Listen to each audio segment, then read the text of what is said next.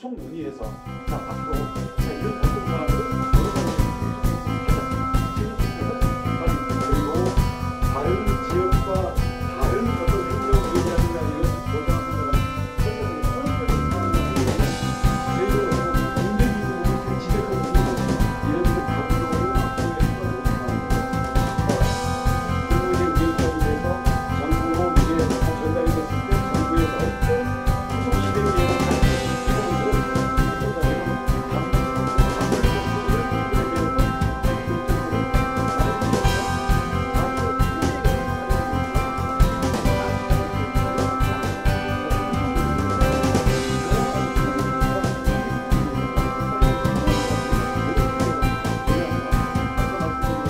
먼저 4.3에 대해서 말씀을 드리면 단순히 제주 4.3이라는 과제로 100대 과제에 들어가진 않습니다.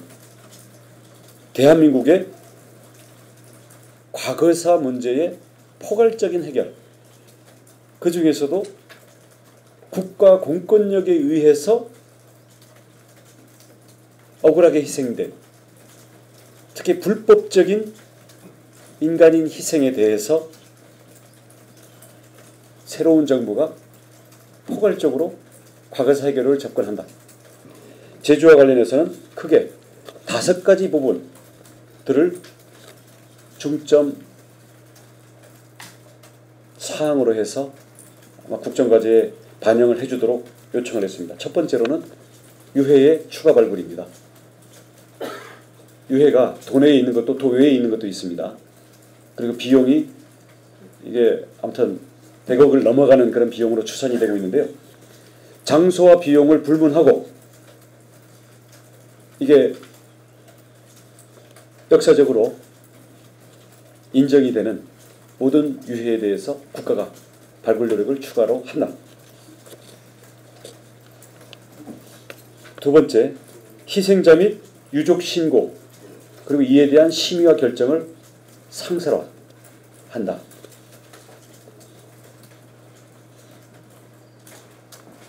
세 번째, 4.3에 대한 배보상 방안을 국가 차원에서 적극 검토 수립한다.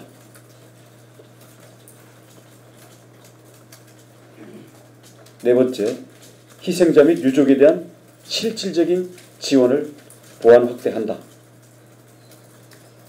다섯 번째, 4.3 평화공원 4단계 조성 사업에 대해서 국가 차원에서 실질적인 지원을 한다. 이러한 방향성을 가지고 국가의 의지와 정부의 의무를 담는 이런 방향으로 해보자. 이렇게 해서 얘기가 됐고요. 우선 큰 틀에서는 희생자와 유족에 대한 개별 배보상을 적극적으로 추진한다. 그리고 이미 기존에 있었던, 이렇게 되면 노근리부터 시작해서 4.3부터 시작했습니다마는 우리 국가적으로 배상해야 될 인원이 한 35,000명 정도로 추계가 되고 있고, 이 중에 제주는 적게 잡아서 15,000, 많이 잡으면 2만 명이 넘는, 그래서 최대의 숫자적인 내지는 나중에 국가의 금액적인 면에서 최대의 비중을 차지하게 됩니다. 이 부분에 대해서는 국가가 집행 책임을 가지고 있기 때문에 조금 더 정밀한 계산을 해줄 것을 요청을 했고요. 기준과 절차가 문제가 될 텐데, 기준이 되는 준거는 이미 우리 그 예비공석자들 학살 문제라든가 이런 경우에는 개별적으로 법원의 손해배상 소송을 통해 가지고 1억 내지 한 1억 3천만 원 정도의 배상 판결들의 사례가 있습니다. 그래서 이런 것들을 준거로 해서 과연 이걸 소송에 거치게 될지, 소송을 아니면 국가 차원에서 좀 더 용이하게 할 수 있는 그런 절차적인 지원을 할지, 이런 부분들에 대해서는 추가적인 논의가 필요한 사항이고요.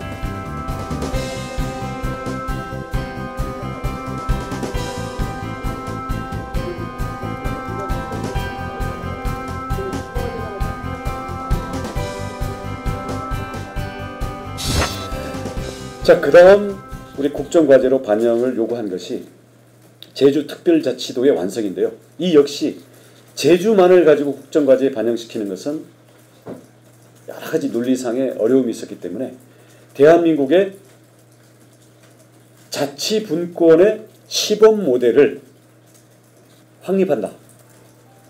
그리고 거기에 대한 예시로서 제주도와 세종특별자치시를 집어넣는 그러한 논리로 접근하는 것으로 지금 방향을 잡고 있습니다. 근데 사실상은 내용적으로는 제주특별자치도를 사실상 염두에 둔 그런 국정과제라고 보시면 되겠습니다. 특히 이 과정에서는 다른 시도도 전반적으로 지방분권과 자치 수준이 올라갈 텐데 만약에 지금 우리 수준이 한 20 정도라 그러면 40 내지 50 정도로 올라가게 되는 것을 내년 지방선거에 국민투표로 붙이는 개헌안까지 포함해서 활발하게 논의가 될 거고요. 어디까지 될지는 알 수는 없는 거죠. 그건 누구도 알 수 없는 겁니다. 하지만 목표를 한 40 내지 한 50% 정도의 지방분권 모델을 목표로 해서 간다면 제주도는 그 모델보다도 한 단계 더 위에 있어야 선도 내지는 시범으로서 의미가 있기 때문에 다른 나라의 지방분권들이 예를 들어서 미국이나 유럽의 지방분권이 100%라고 한다면 우리는 70 정도 최소한 70 위아래를 목표로 하는 그 정도의 제주의 모델이 나오고 그걸 목표로 해야 되지 않겠는가. 이제 그런 면에서 우리 제주특별자치법의 내용이라든가 아니면 중앙정부와 지방자치와의 권한 이항의 폭과 내용을 다른 일반 시도 그리고 제주의 경우에 이걸 어떻게 둘 것인가. 그래서 이런 부분에 대해서는 재정권, 입법권, 조직권 이런 모든 부분들에 대해서 다른 시도 일반에 적용되는 모델과 제주에게 더 줄 그런 내용 이걸 가지고 앞으로 후속 논의가 돼야 될 텐데 이런 부분들에 대해서 일일이 국정과제에다 집어넣진 않을 것 같습니다. 하지만 이게 다른 시도의 일반적인 지방분권의 강화와는 다른 차원의 선도 시범지역으로서의 지방분권 그리고 그 구체적인 내용으로서의 제주특별자치 이 부분들을 추구한다라는 그런 방향성과 의지가 아마 담기는 것을 요구를 했고요. 그래서 이 두 가지 사항에 대해서 아까 서두에 말씀드린 것처럼 단순한 수백여 가지의 지방공약 지금 지방공약의 총 예산 추정액만 300조라고 합니다.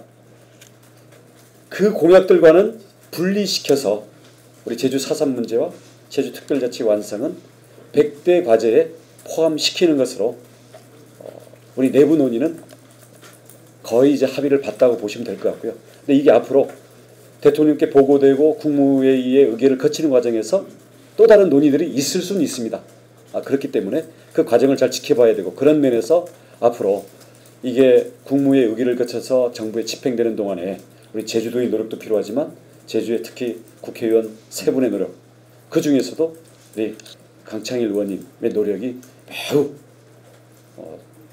지금까지도 많이 해오셨지만 앞으로 중요한 상황입니다. 그래서 이런 부분을 저희가 아주 긴밀한 공조를 통해서 차질이 없도록 해나가겠고요.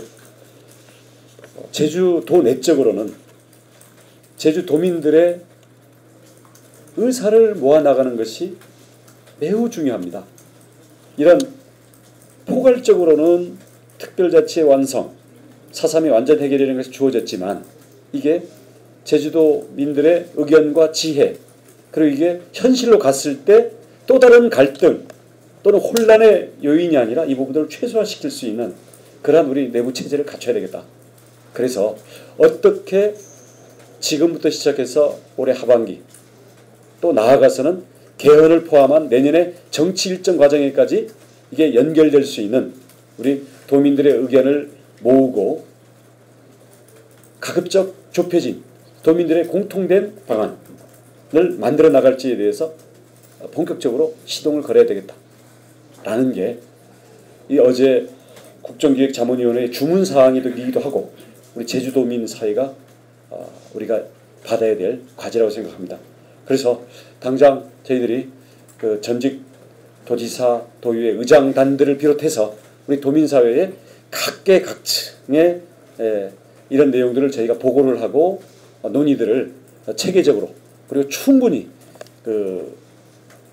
이루어 나갈 수 있는 그러한 저희들이 앞으로 일정이라든가 프로그램들 활동 계획들을 잡아서 도민들에게 저희들이 제시를 하고 그런 부분들을 각계의 협력을 받아가면서 진행하도록 하겠습니다.